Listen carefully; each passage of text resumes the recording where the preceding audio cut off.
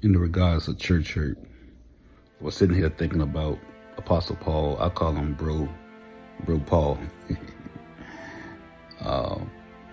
and the things that he experienced, not just without the church, but within the church. And today it will be called church hurt, you know. And I see what he went through, and I see how he processed it without allowing it to distort his calling, his theology, or his love for the church. He continued on, you know. He was literally wounded by believers, right? Not just persecutors, but believers, right? Although most of his suffering came from outsiders, you know, his deepest pain came from the inside of the church. He talks about being abandoned, right? He talks about being betrayed by Demas, right? He talk about opposition from the leaders, right? He publicly confronted Peter, right? He had to defend his apostleship, right? Repeatedly, they questioned him, right?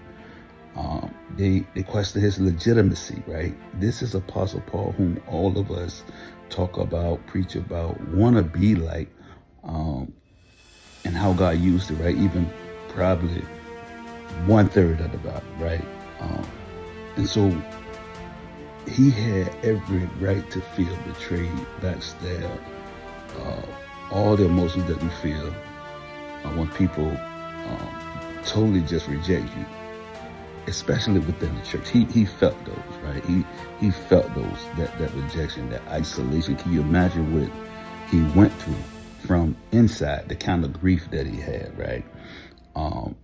Like I said, they questioned his authority. They compared him to other leaders, right? They accused him of weakness. They say he was misrepresenting motives and all of this stuff. And so he went through real pain, real heartbreak, right? And nonetheless, he kept going. He kept going. And he even said it in the Bible when he went through. He named his wounds, right? He didn't try to spiritualize it away. He talked about the loneliness. He talked about the anxiety of the church. He talked about the sorrow, the weariness, right? He talked about feeling poured out, pouring himself out as a drink offering to people who didn't look at him favorably, right? And so he didn't pretend that he wasn't hurt. He acknowledged that he was hurt, the feelings that he had because of the people and what they did to him or didn't do to him, right? And so he didn't over-spiritualize it. He conveyed this, right? But yet he didn't allow it to change his theology. He didn't allow it to separate him from the people of God, the church of God. He still kept going. He functioned within the church hurt. Come on, somebody. He talked about the church hurt in a good, healthy, spiritual, therapeutic way, right? But he didn't disengage, right? He didn't refine Christianity and then and how he viewed God, right? He didn't go into isolation. He didn't harden his heart, right? He didn't make pain his identity, which most people do, right? Instead, what he did, how he interpreted the hurt, he looked at it as calling. He looked at it as calling. He said, woe unto me if I preach not the gospel. He looked at it, I can't stop, right? And he stewarded well. He looked at it through the eyes of stewardship, right? He said, look, the church belongs to Christ. It don't belong to me. So he had great perspective, right? And then his eschatology was that this present suffering, it can't compare to the light of the eternal glory that's within me. That's all he said. And then he had more grace. He even though he was going through it, it was more grace. He extended mercy, right? Even to those who wounded him, even to those who hurt him, right? And he didn't hold it against them. You can find that in 2 Timothy 14 and 16. He didn't even hold it against them. And though he went through some things, he went through some things from the church. He used it to deepen his theology. He still preached a strong emphasis that was on unity as a church, right? He still had tenderness toward weakness or people that exhibited weakness, right? He had a greater dependence on God. That's most of all, not people. He didn't depend on people. He depended more on God, right? And so pain literally refined him, right?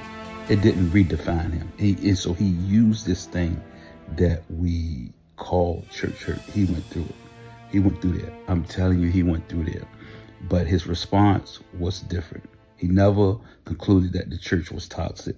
He never said leadership was unsafe, right? He didn't never say community was optional, right? He didn't do that. Instead, he doubled down, right? He said, I'm loving the imperfect church, right? He corrected them without abandoning them, right? And he stayed relational. He stayed engaged, right? Even when he was misunderstood, right?